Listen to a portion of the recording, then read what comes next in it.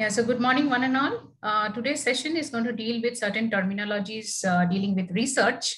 And with respect to that, I wanted to start today's activity by the question which I had asked all of you today morning. And since all our classes are in the first hour of the day, I wanted to launch this polling, and I wanted you all to give your answers to this question is whether you have had your breakfast till now for the day.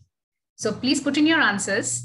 So breakfast for the day, students, I need to know, would like to know whether or how many of you have had finished your breakfast. So what is breakfast?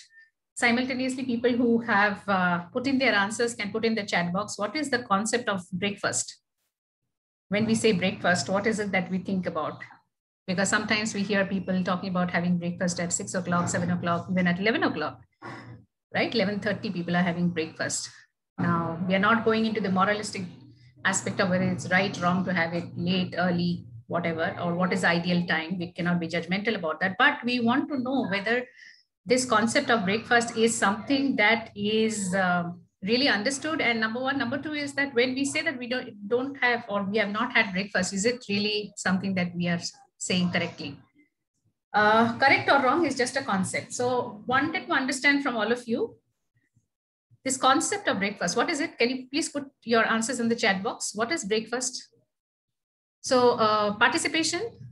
So I have a poll which says that 78% of you have not had breakfast till now.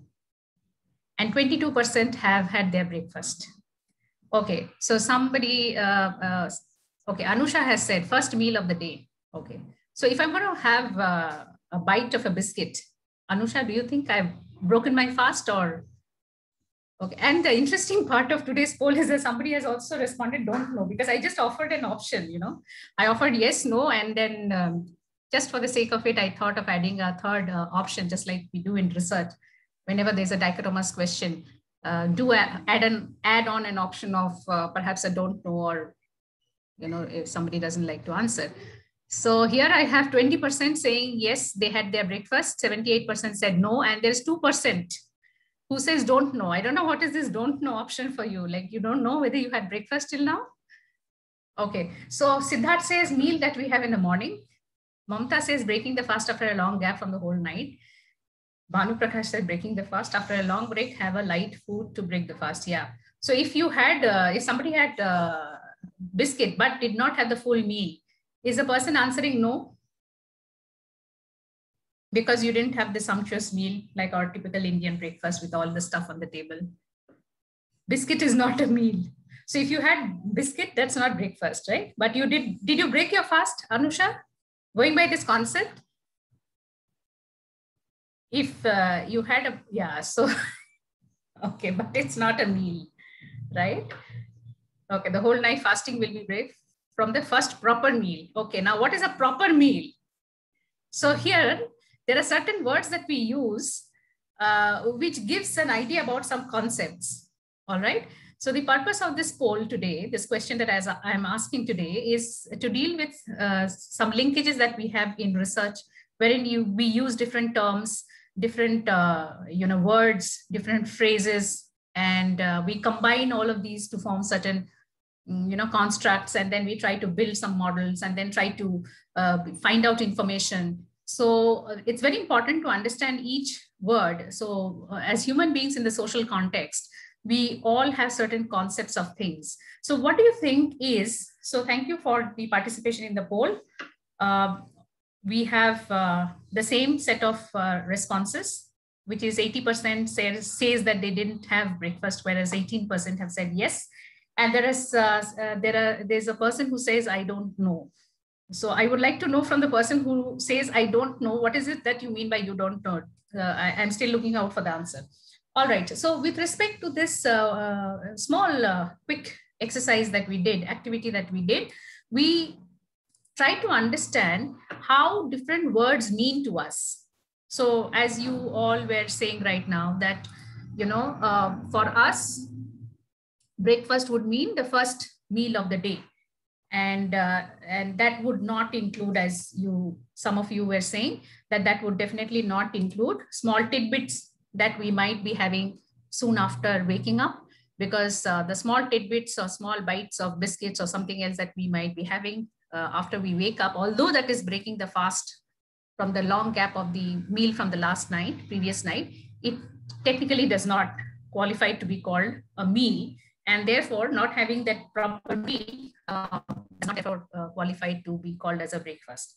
So in that way, when I asked you a question in this short quick exercise, the poll, and I used this word breakfast, you have individually understood breakfast in the context of meaning that you had for yourself regarding the first meal of the day. And the answers which came out of the poll, which all of you have observed, is from the understanding that the words gave out to the students, to your classmates, right? Can someone quickly tell me, Anusha or Chirag or Siddharth or Omkar, were you able to see the results of the poll? No, ma'am. No, ma'am.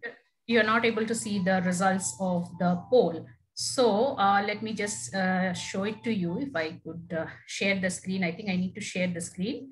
Just give me a moment. Yeah. Let me know if you can see the screen now with the results of the poll. No, ma'am. We can see the screen, but not the result. Yeah, okay. Give me a moment. I'll try to share my screen, so I think that would help.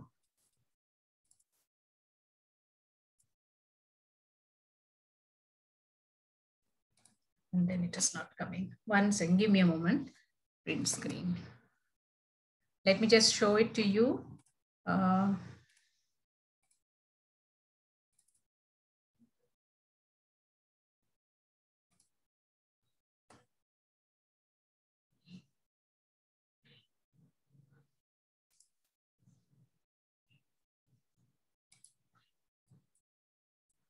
So I was trying to put the screen, but it is not coming there as well. And I am also trying to share the screen as it is showing here, but it is not coming, I guess. So I'll just try as last time. It's not coming. Just a moment.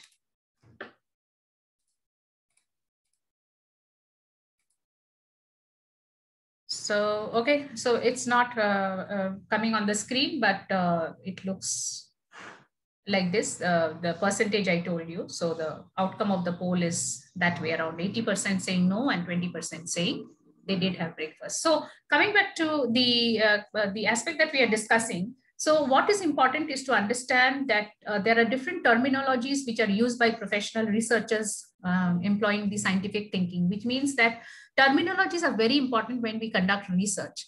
Words, concepts, constructs, what do they mean? What do they indicate?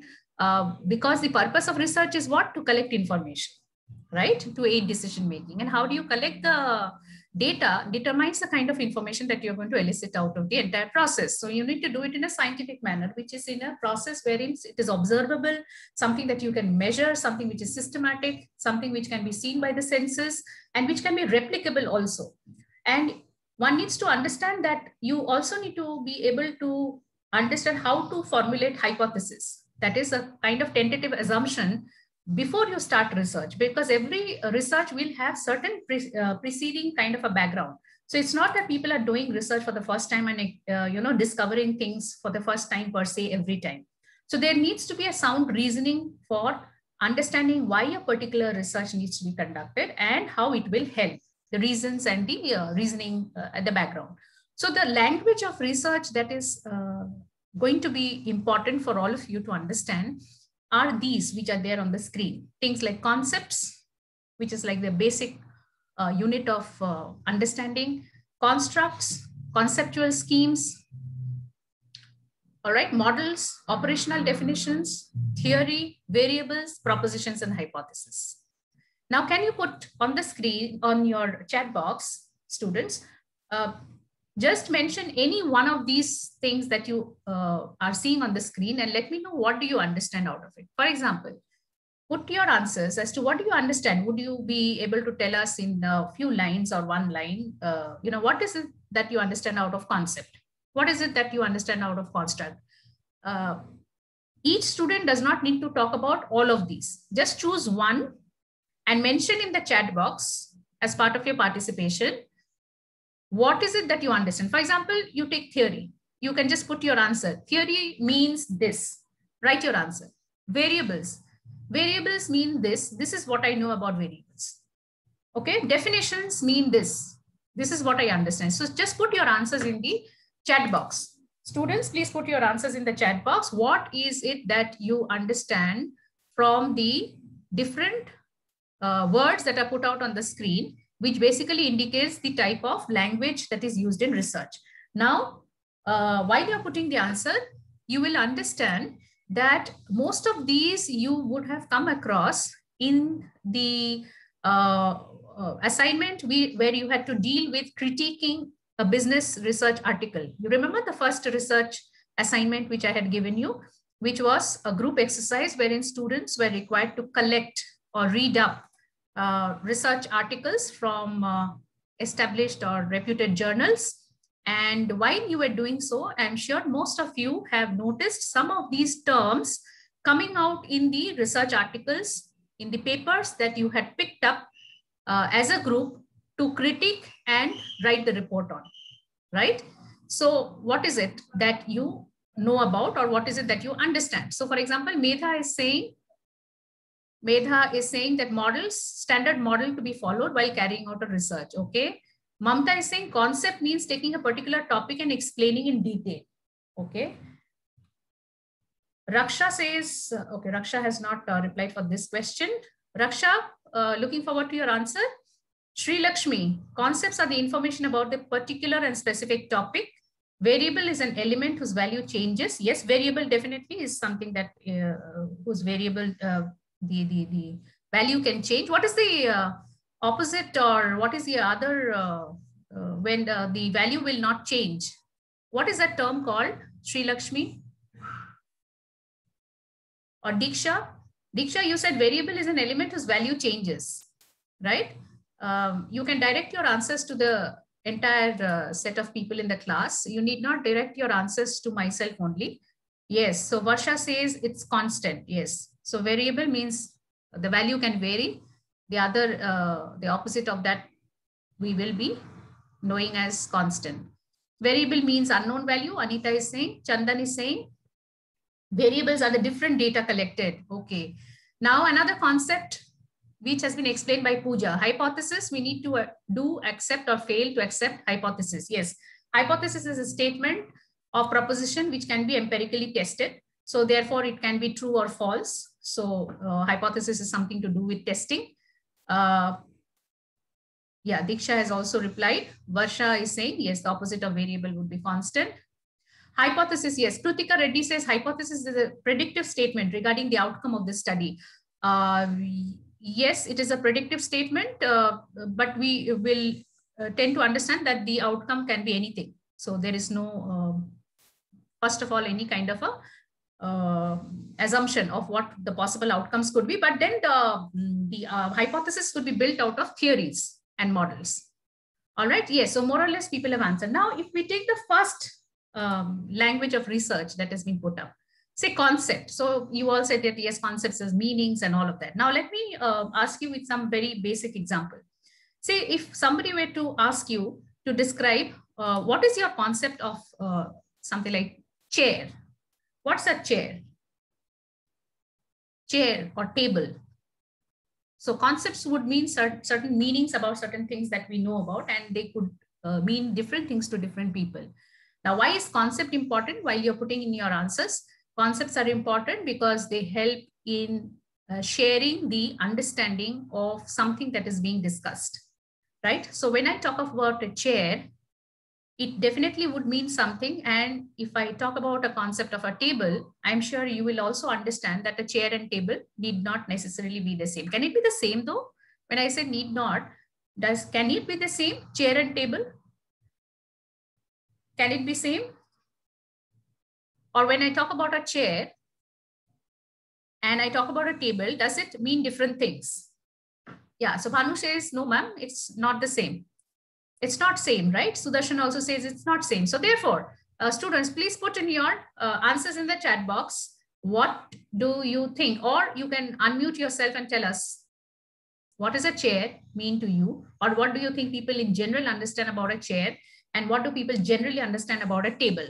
So when we are talking about concepts of chairs and tables, what are these things? Yes, Siddharth, of course, concepts are learning new things and new ideas. So tell me the new thing and new idea. So when did you learn about the concept of a chair and table? I'm asking each of you, when did you learn of this concept of a chair and a table?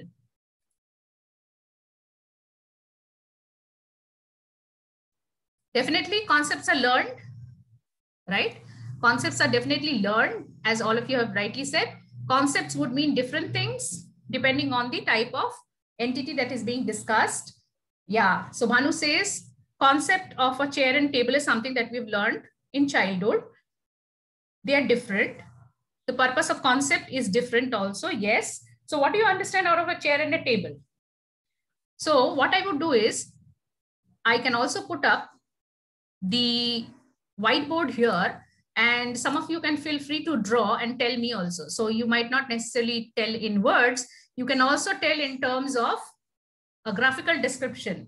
What does this concept of chair and table mean? So when we talk about, now why are we talking about this simple thing like a chair and table, discussing the language of research? So what we need to understand is to understand that concept would be like the basic building block, which conveys meaning and which needs to be understandable both by the researcher and the participant or the information giving respondent. All right. So the words or the terminologies or the terms or the phrases need to convey the same meaning. And if they convey the same meaning, then the understandability, the comprehension would lead to the outcome which is desired. If there is a difference in the meaning, that is a comprehension level of the researcher and the respondent is going to differ, then there could be a possible misunderstanding and resulting in different kind of data being given out, which will reduce the reliability of the study. So one needs to understand that the reliability of the study, which is how accurate the study is, and if you ask the same question with the same terms to different people, would it mean the same thing? Which is, are you going to use common concepts and are you going to use words which are going to be very meaningfully understood in a correct manner, so as to increase reliability and decrease the rate of error. Also, the validity of research would depend on what kind of concepts are you using. So if you're going to measure customer service, if you're going to do a study on customer loyalty, you're going to do something on employee motivation, you need to use concepts pertaining to that particular domain. So the validity of the study is also important. And therefore, to understand concept, we are just taking a simple example of common place items. So what are chairs and tables, what I've asked people, and you're free to use the whiteboard, which I've kept in front of all of you, the white screen. You can also come and draw something and tell us how does a chair look like and how does a table look like. Somebody can please attempt and show us. We need not be, top class artists. You can just draw a sketch and show us how does a chair and a table look like, which means we are trying to understand the visual description and also understand the verbal description of a concept. All right. So Manoj says chair and table need not be the same. Of course, they are not the same. But chair or table is a four-leg furniture which is used for different purpose. So Manoj, three-legged tool, three-leg table, is it possible? Does it need to be a four-leg? Of course, your answer is valid, but just asking you. Nisarga says both are made of either wood or iron, but the purpose or use of the product is different. Excellent, Nisarga. But plastic, is the material used only going to vary from wood or iron or something else also? So yes, Manoj and Nisarga have put in their answers. So let me see somebody who can also draw it on the whiteboard. Yeah, Anusha, fiber. Anusha, I want to sketch both these items whose concept we are discussing, a chair and a table. Okay, or a car. Anybody can draw anything on this whiteboard so that we understand. Is anything else which comes to your mind which could be a concept? Car? The design of both is different. The purpose is different. Very good. Omkar, Draw it. Chair is made, the Draw chair it. is designed in a way the person can sit comfortably, whereas table is to keep our things or arrange our things. But haven't we sat on tables before? Yeah, we can sit, ma'am, but that's not comfortable, ma'am, to sit That's not on a table. comfortable. Okay, but in school, I remember. So that's why we have designed the chair to sit. Chair to be that way. And of course, there are different designs of chairs. And can you unlock the meeting? Why should I unlock? People are coming in late, is it? Yes, ma'am. Okay. I'll keep it unlocked for a very brief while, Chirag. Okay, ma'am. Unlocked it, yes. Thank you. And so please sketch it, sketch any concept. So if we talk about a concept of vehicle, now if we talk about another concept, we are slightly progressing in our discussion. So we were talking about chairs and tables. So they are basically under the classification of something called a furniture. But if we talk about a car and if we talk about a concept of vehicle, concept of car and concept of vehicle, are they the same? Answers? No, ma'am. No. No, ma'am. Okay. So the next question is, I'm a researcher by orientation and by heart and by my entire background. So the first set of questions which I always ask is why. So if they're not the same, why? Car and vehicle. Why not the same? Because of their design, because of their usage. Okay. So vehicle, what do you understand by vehicle? What I understand by vehicle is something, what you understand is something, what Chirag would understand something, and what Anusha would understand is something, what Sana would understand is something. Where is Sana, by the way? Sana has some very unique answers I find sometimes in the class last time also. Yeah, Raksha. Raksha says car is a type of vehicle. Very good.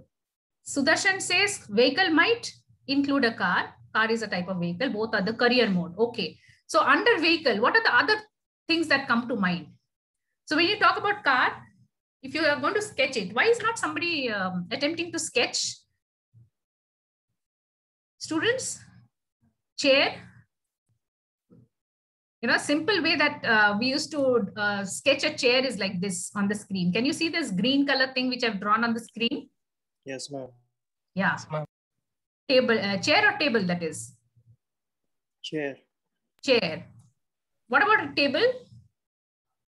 Sketch. I want you people to do some sketching. I think from your smartphones or tabs, if you're using. Ma'am, while you are sharing whiteboard, we can't annotate there. Then how do you do it? You can use a Word document. You can share Word document, blank sheet. You'll be able to do that there? Because I have enabled all the participants to be able to use the whiteboard. Not working? No, ma'am, it's not working. Okay. So if I use... So keep your sketches ready.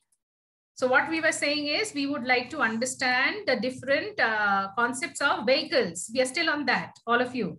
Remember? Vehicles. So what is the concept of a vehicle? Quick, because once we get this simple concept right, the other things of constructs and theories and models will become clear. So what is the concept of vehicle? Why is it different? Why is it that we are saying that the car is a form of vehicle, but then vehicles need not be cars? So very good answers which came in from all of you. So my question would be that while we are discussing that, yes, car is a vehicle, but vehicles need not be cars. What else does come to your mind, students, when you think about vehicles as a concept?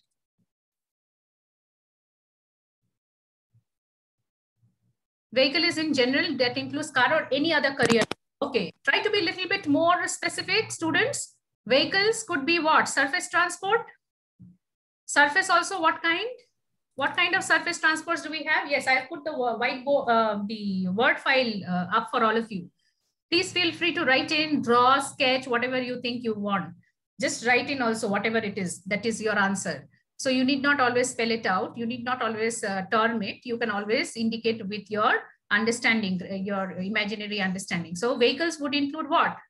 Waterway transports also, right? Surface transports could include roadways, railways, right? So vehicle, so what happens is certain times the concept that we are using might be a little bit loaded, might have a little bit of more meaning than something which is very specific. Yes, Nisarga says it's a machine. Vehicle is a machine that helps us to shift goods or people from place to place, right? Now what I am saying, Nisarga, and to all of the student is, so therefore, when we talk about a car, I think that is much more specific, isn't it? And when we talk about something like a bus, you understand how it looks like, right? Somebody wants to attempt drawing it, car and bus?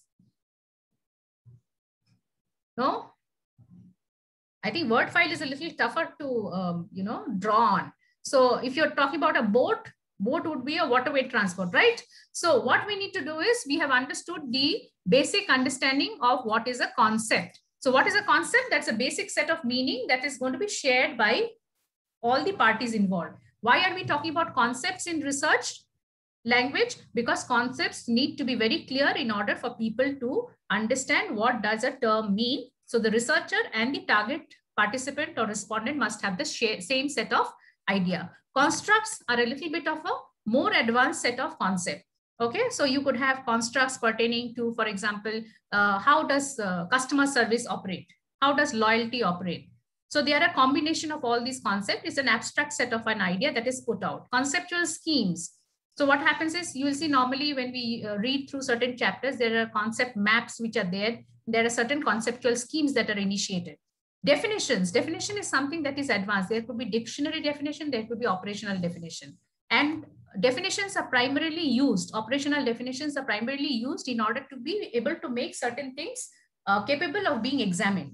We will look at that. Variables, as you said, can take on any kind of value. So you could use variables to collect data on certain kinds of characteristics, traits, say age, gender, income, occupation, all of that.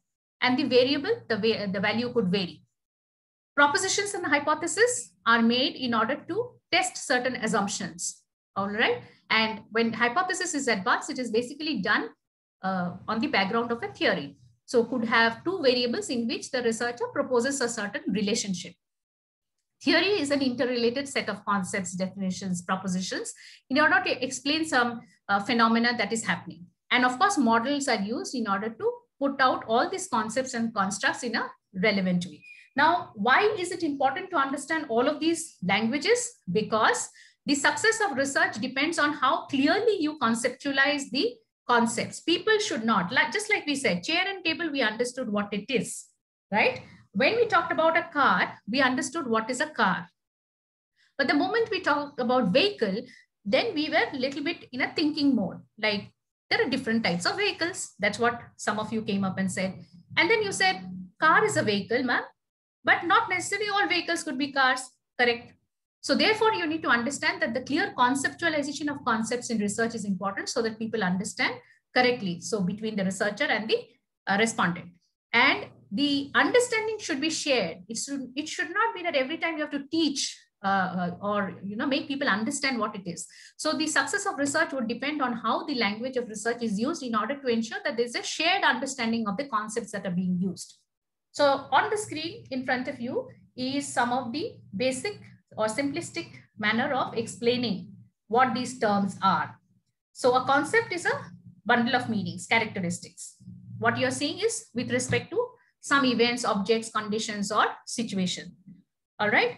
If you talk about a construct, so construct would be a combination of all of these. Conceptual scheme is an interrelationship between the concepts and the constructs. Operational definitions define a variable. Right? For example, you want to find out what is the income of a person. All right. Income would be different if it is a monthly income, annual income, and so on and so forth.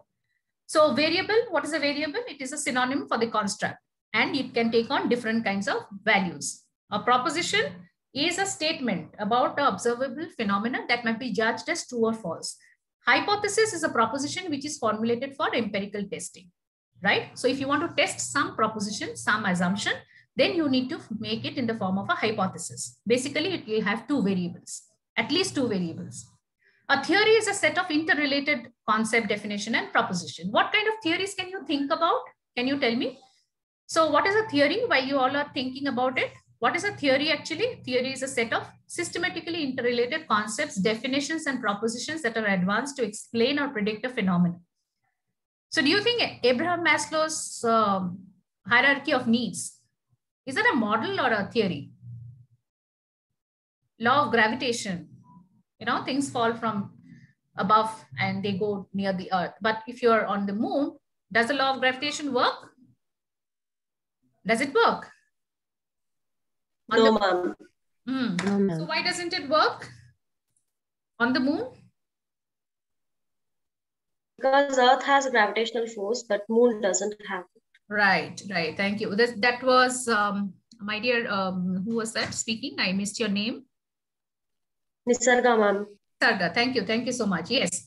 So we know of these kind of theories that help us to understand, make meanings of the phenomenon that is happening, right? So in a theory, you will have a combination of all these concepts and definitions and propositions. So you have theories of, in different domains of management, you will have different theories, right? So can some of you put some of the theories on the chat box that you know about in finance, in marketing, in human resources, supply chain, production, some of the theories that comes to mind.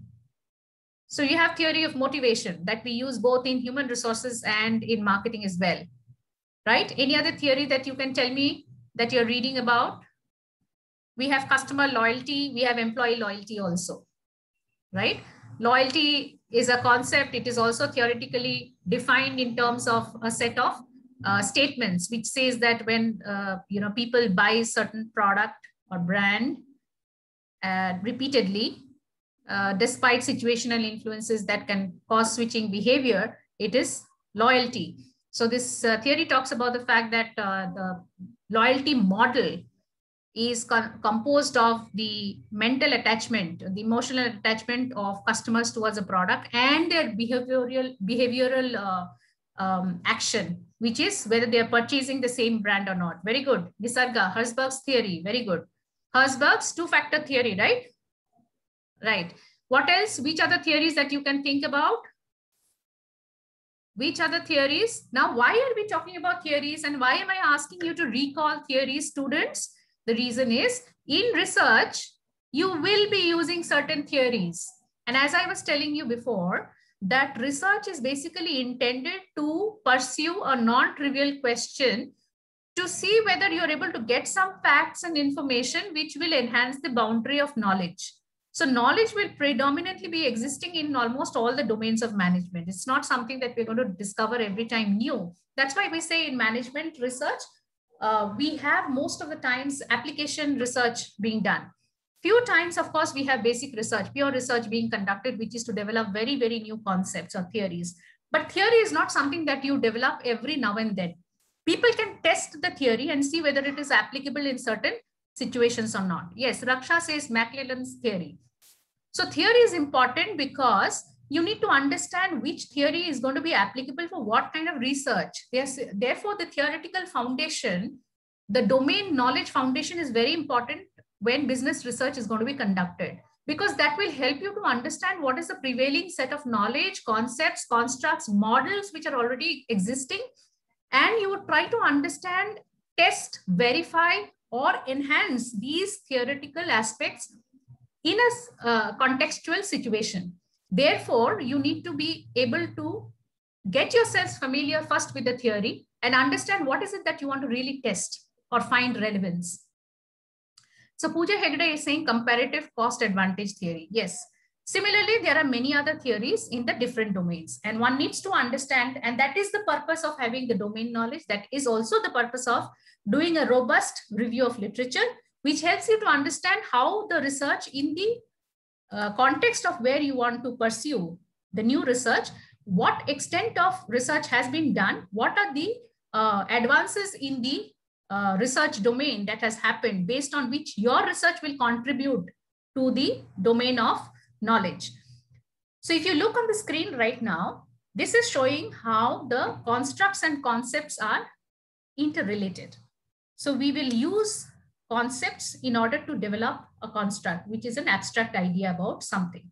So for example, if you're talking about language skill is going to be comprised of skills or concepts like vocabulary, syntax, spelling, right? So when you say somebody has a good language skill, has good language skill ability, what does it mean? Language with respect to different languages are there. So what would mean when somebody would say about somebody, this person has good, language, English language, capability. What does it mean? That would definitely mean that the person is aware of the vocabs, would be aware of the correct spelling, is able to construct sentences properly, has the syntax knowledge absolutely with him. So therefore, simple, correct English writing and reading is his or her forte. So language skill, this construct is made up of several such concepts, right? If you're talking about presentation, being able to do a presentation, it comprises of many things, which is what is the kind of oral presentation skill ability that you have, how you make your report formats, how do you frame it. All of these would mean a certain level of presentation. So presentation per se is not a simple concept. It is made up of several such multiple component concepts. And many such things would be used to describe another greater meaning, which is a construct. So we have constructs for customer service, we have for employee motivation, we have for marketing concept, we have for the loyalty concept, we have in different fields of management, different kinds of theoretical constructs. When you talk about all this, one thing which we really look at is how do we define terms. So definition of terms are different for different kinds of words, and they will carry different meanings. So for example, some of these are the different ways by which we categorize students. So even for example, something like a concept or a definition of youth.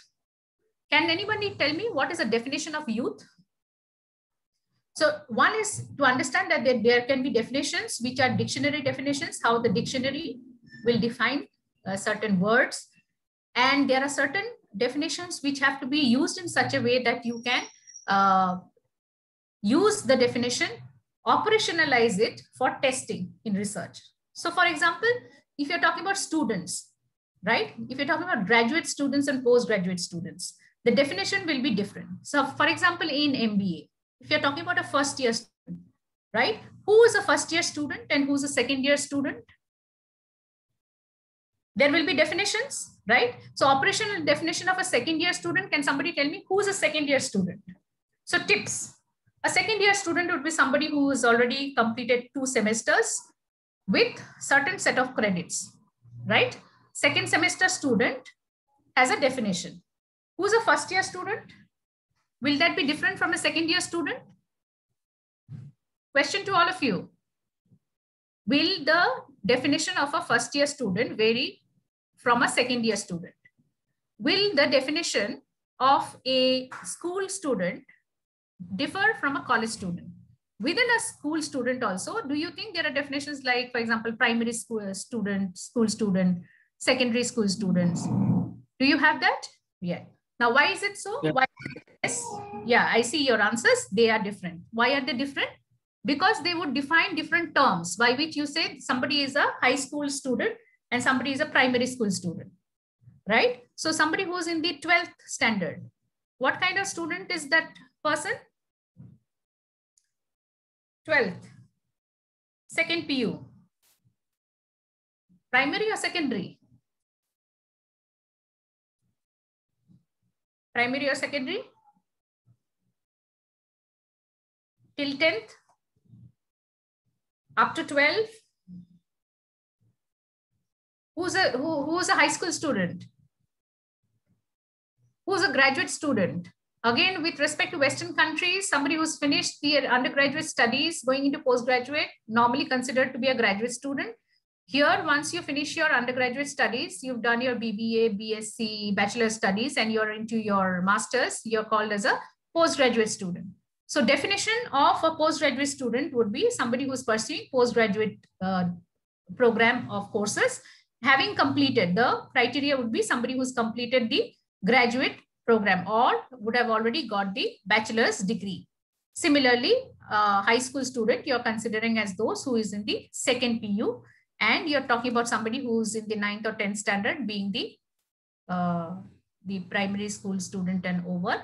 And when we talk about the operational definitions, they help us to understand how you're going to make sure that the definitions used is going to be helping you to collect the data for the study. So once you look at these definitions, we need to understand that definitions would be with respect to certain variables, and variable is regarding certain property being studied about any event, any kind of characteristic, attribute, trait, or act. So variables can be for age of a person, gender, income, occupation. It can be with respect to understanding about some characteristic. Is something good or bad, nice or not nice, something which is preferable or not preferable, satisfied or not satisfied. All right, so you can have variables being identified for studies in research, which helps in understanding about how people or respondents or participants of a study, what is the kind of responses that they give. Because people or respondents are expected to give different kinds of responses, therefore that is a variable and not a constant. If everybody were to mention the same kind of response, what would happen? There is no variability. It's going to be constant. So what are the types of variables that are used in research? You could have a dichotomous variable wherein you have two options, right? If you ask the gender of a person, male or female, but in the current contemporary context, we also talk about the third gender, transgender, and all that. So typically in visa applications and all that, we don't really restrict it to the gender answer options only to male and female, but even the third option is also used. If you talk about dichotomous variable, another example, if you ask about the employment status of a person, occupation, somebody could be given the option employed, unemployed, whatever. So if a person is doing service and the person is expected to give the answer of employed. If it is otherwise, it is unemployed. What are discrete variables? Discrete variables could be variables which have answers which pertain to some description, and they need not be continuous in nature. Continuous variables are those which can take on a continuous scale. For example, the measurement of which can be on a continuous scale, like income. If you're going to measure income, it is on a currency scale, which can vary anywhere between 0 and any value thereafter. Temperature. How do you measure temperature? Celsius, yes, and Fahrenheit. Yeah, right. So they have a range. Range can be anywhere. Values can take from negative to positive, any amount, right? So that's a continuous variable. Age of a person is also continuous variable because it can take a range from few hours soon after the birth of any entity to so many, counting, which can be in the range of weeks and months and years. So these are continuous variables. So dichotomous, discrete, and continuous variable. Can you tell me the poll that we did today? What kind of a variable was that? Was it a dichotomous, discrete, or continuous? The poll that we did today, did you have breakfast today? And I gave out the question, which all of you have answered. Dichotomous. Dichotomous, but yes, first one. But as it happens in research, like we said, we also need to give an option to people of not answering or also expressing that they don't need to be forced into answering any one of the two options. Yeah, so but primarily it's an yes or no. So it's a dichotomous variable with a third option added in, because that's what we propose in research, that you should not force respondents to answer. So good. And independent and dependent variables are almost considered in all research as part of the empirical study. So independent variables are the predictor variables. Independent, they do not get manipulated. We try to see their effect on some subsequent, stimulus.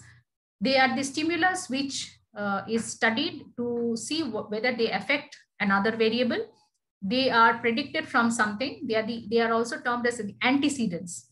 And these are the variables which get manipulated to see whether you are able to see a response difference in a dependent variable. So the criteria variable is another term of a dependent variable. Predictor variable is an independent variable.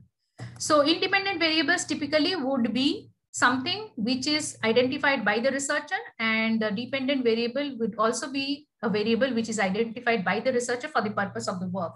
So in any hypothesis, like I was telling you, there will be at least two variables. So if you want to find out whether income of a person determines their expenditure, or whether the social class of a person influences their lifestyle. So if you want to find out whether the social class of a person influences their lifestyle, social class would be the independent variable and the dependent variable would be their lifestyle.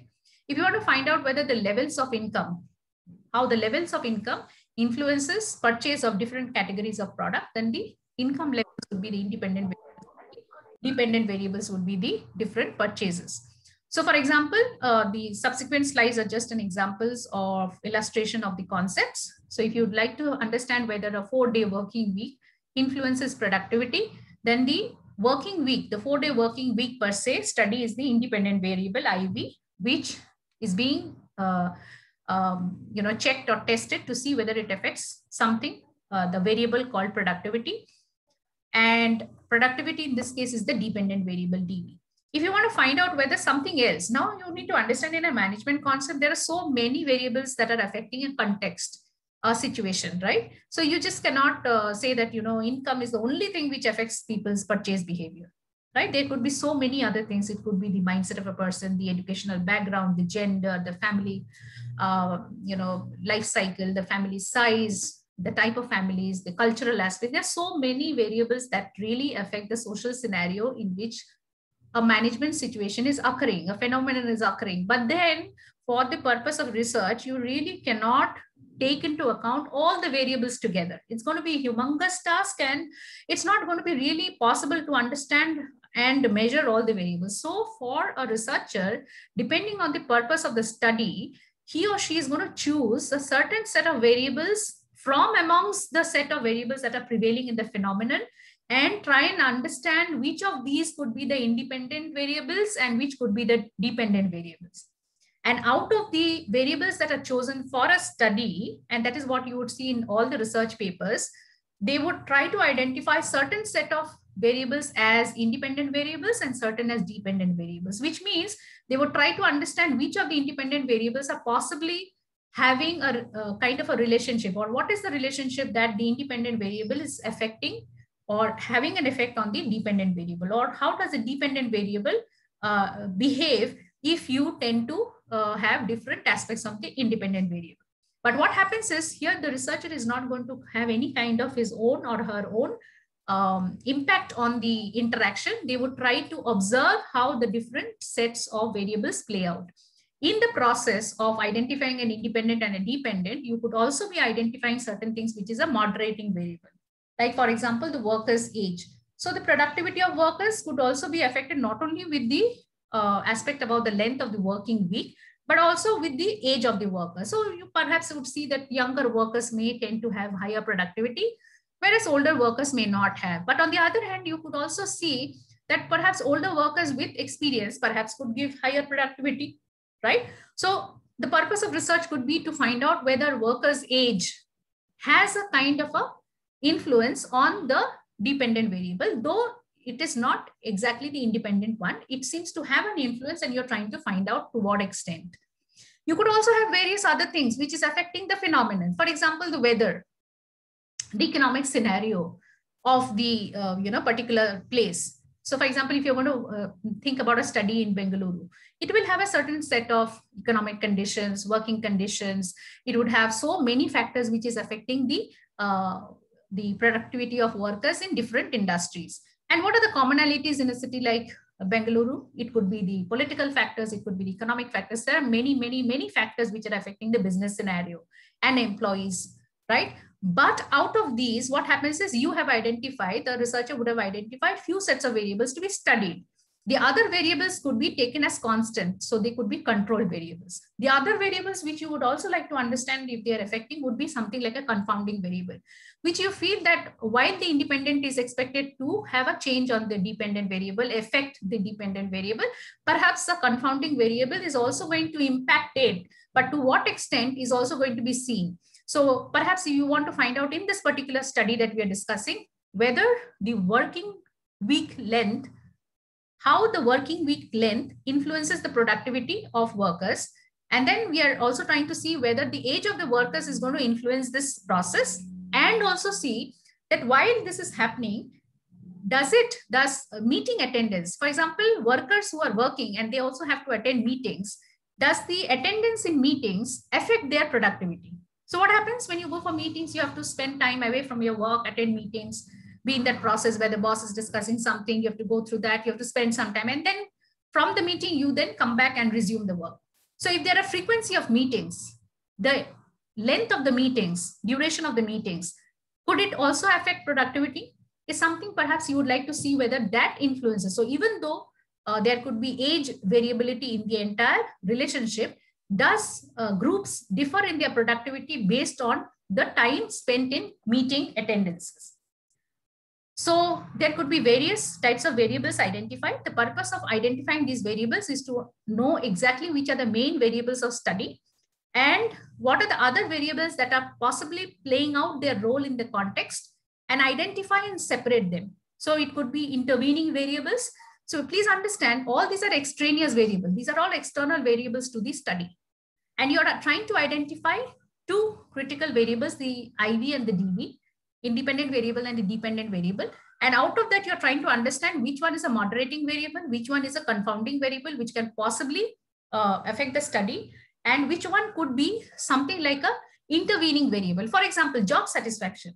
So it's just not the working day length or the working week length which affects the productivity. It could also be that people who are most satisfied with their jobs, okay, they tend to have higher productivity, and vice versa. So perhaps a variable like job satisfaction could be influencing the relationship between the 4-day working week and productivity. So that could be the intervening variable which can be identified. And once that is identified, as you see on the screen, between job satisfaction to productivity, something else which could affect the relationship the researcher may identify is the routine work. Okay, to what extent is the routineness of the work influencing the job satisfaction to productivity, right? So there are various extraneous factors which you see in the screen, which has been identified, which is clubbed under the fact that weather or economic conditions and all that are something which are common to most of the working conditions, and therefore they'll be considered as control variables. Other variables which are going to be clubbed, definitely the two variables being considered is the 4-day working week, which is the independent variable, and the productivity, which is the dependent variable. The outcome that is going to be studied, the effect which is going to be studied.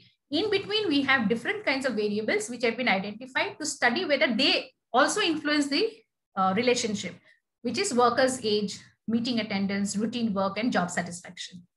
So moderating variables will basically be there, identified by the researcher based on the theory to see whether it is moderating or influencing the relationship between the IV and the DV. The extraneous variables have to be identified by the researcher knowing the phenomenon or the context in which the research is being conducted. And the intervening variables must be identified from theory, from the practical understanding, as well as from the domain knowledge. And when that happens, the researcher is able to understand when propositions and hypotheses will have to be made. When you talk about a specific person, like for example, in this case, if you're trying to say whether a particular brand manager has a higher than average motivation or not, you're talking about a particular case. So if you're going to find out whether, say, for example, in our class, Chirag has a higher motivation to do the class coordination activities, then we're talking about Chirag's case. But when we're going to talk about whether class coordinators generally have a higher motivation to do class coordination activities, then when we are talking about class coordinators, we are generalizing, right? So in most of the studies, it is the generalization which is studied. And then from there, we can understand whether specific cases which meet the generalization criteria, the theory can also be applied to them, or whether the information is also applied to them. So proposition is a statement about observable phenomena that may be judged as true or false. It is a statement. Whereas hypothesis, if you have noticed in the research articles, it is a proposition which is formulated with at least two variables with a relationship between both. And the hypothesis is something that is actually subject to testing, and subsequent to which the result of the data collection would reveal whether the hypothesis that was started off with for the research is actually true or false, right? Now, how do you build this hypothesis? Again, it's going to be based on the theory, the theoretical understanding of your domain in which you're doing the research, a robust review of literature, understanding which are the variables of study in a particular domain. So what you study in finance may not be the same in HR, it may not be the same in marketing. But when you study something in marketing, there could be concepts which are borrowed from human resources because you're primarily dealing with people and their motivation. At the same time, certain things in finance, for example, financial investment behaviors would deal with people, and therefore you would be using concepts pertaining to human motivation and stuff like that, right? So you need to understand that a hypothesis is something that is actually proposed before a study is done based on certain background work in order to understand how it is going to be tested to elicit information which will add on to the value of the research. And case is something which is specific. So there are different types of hypotheses. There are descriptive hypothesis, which describes a certain situation. For example, you have a research question. What is the market share for something in a particular place? Say, what is the market share of potato chips in Bengaluru? So you can say that in Bengaluru, our potato chips market stands at some percentage, say 13.7%. You could have another research question. So typically a research question will precede hypothesis formulation. So research question is a question, as I said, the non-trivial question, the question of importance, which triggers the need or necessity of research. And the research question is going to be a statement which is going to be interrogative in nature with a question mark. And hypothesis is going to be a statement which declares some assumption which can be tested. So relational hypothesis formats could be there. You could have a correlational hypothesis in which correlation of different kinds of variables and phenomena is discussed. Examples are there. So for example, young women under 35 purchase fewer units of the product than women who are older than 35. So you're trying to find out whether or compare whether below 35 young women purchase fewer units of a product than older women above the age of 35. So you're not saying whether you're not predicting, but you're trying to be inquisitive about the type of behavior. Whereas causal hypothesis could be to understand whether something is causing an effect. All right, so it could be whether the increase in family income leads to an increase in the percentage of income saved.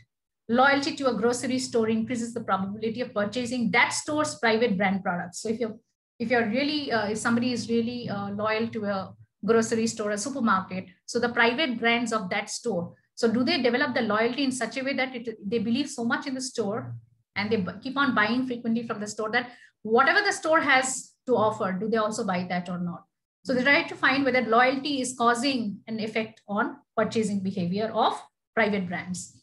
So the purpose of hypothesis is mainly to guide the direction of the study. The purpose of hypothesis is to identify the relevant facts based on which the study can be conducted, suggest the most appropriate research design, because the research design should deal with the sampling plan, how you're going to do it, the data collection, the instruments to be used. So hypothesis also would provide the framework for organizing resulting conclusions. And the characteristics of a strong hypothesis is that this hypothesis must be adequate for the study. It should be testable and it should be better than all other possible alternatives. So with this, we would close today's session. Tomorrow, we don't have a session, but on Saturday, we would look at some of the applications of whatever we've discussed. So what we have discussed so far is some of the language that is used in research. So a quick recap of what we've done today is we started with a poll to understand some questions that was of interest. So we started with whether people had breakfast or not today. So we are understood that when we talk about breakfast, we are talking about a term. So it was in line with whatever we have been discussing today. And we have understood the different kinds of terminology that are used in research. Some of the terminologies that have been studied today are pertaining to what you see on the screen: concepts, constructs, schemes, operational definition, variables, theory, models, and hypothesis. We will look at, we have already looked at depth at all of these theories and models. We will look at in the next class. So if there's any question, you can please put it in the chat box, half a minute. And if there is none, you can of course follow up by being in touch on the LMS, and we will call it a day today. Thanks for attending. Thanks for participation in the poll. Thank you, thanks for your class participation, all of you. Take care and stay safe. Thank you, ma'am. Thank you, ma'am. Thank you. Chirag, yeah, thank you so much. Thank you, ma'am. Yeah. Thank you.